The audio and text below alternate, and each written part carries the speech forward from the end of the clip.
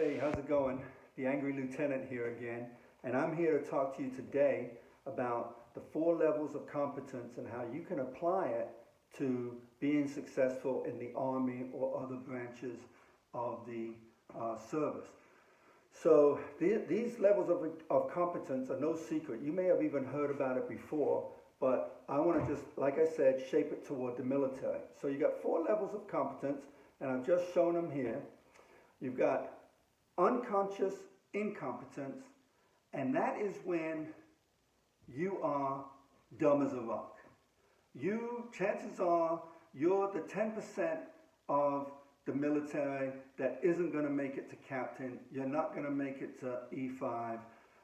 You are just unconsciously incompetent. And maybe it's not that you're dumb as a rock, but your skill set doesn't lend itself to the military. No, you dumb. Then you've got conscious incompetence. And I will tell you, if you spend any amount of time in the military, you're going to run across a bunch of consciously incompetent people. These are the people that go to you for an answer.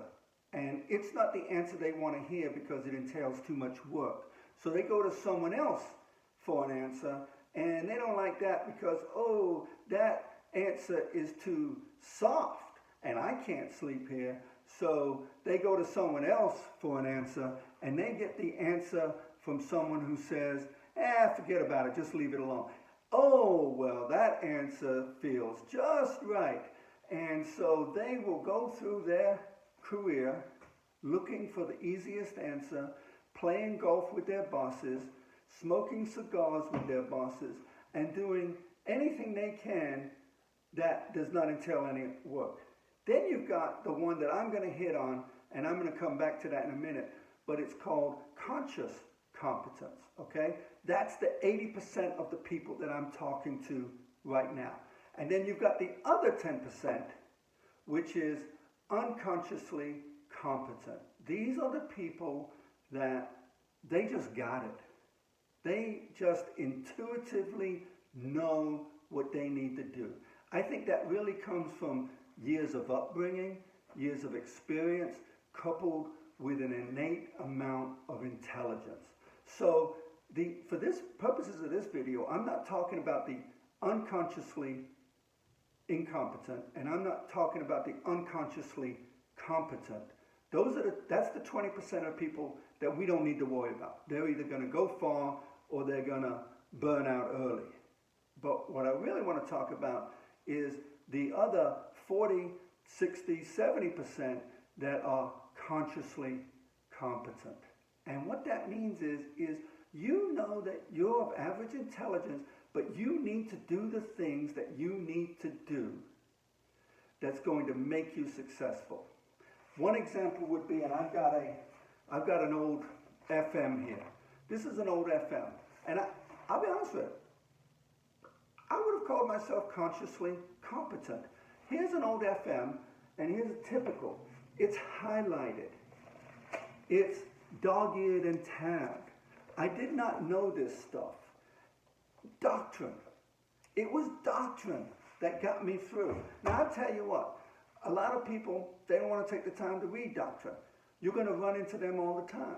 They don't want to take the time to read. They want to say, well, in my experience, when I deployed, when I did this, when I did that.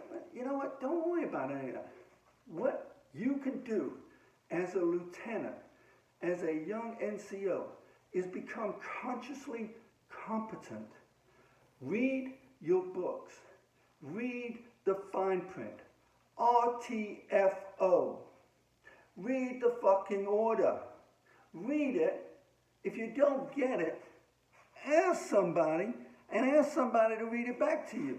And if you still don't get it, then Google it. But don't just Google it and rip it off the computer and then give it to someone and say, hey, I found the answer. You need to know the answer, okay? So if you're a lieutenant or if you're a young NCO, spend time being consciously competent.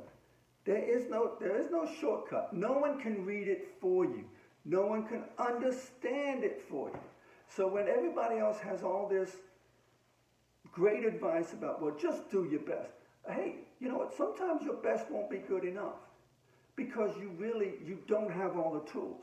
But I can guarantee you, I can almost guarantee you, doing your best, if it's truly the best, if you're really RTFOing, if you're really reading the doctrine, if you're reading the books, if you're taking the time to get through your profession like you spent the time getting through college, doing something else other than just reading the bold print in the margins, then I think you stand a good chance of, at least for that little segment of your profession, because there's a whole bunch of other segments out there that I'm going to talk about later. But for that little segment, I think you stand a pretty good chance of being successful. Until next time, this is the Angry Lieutenant.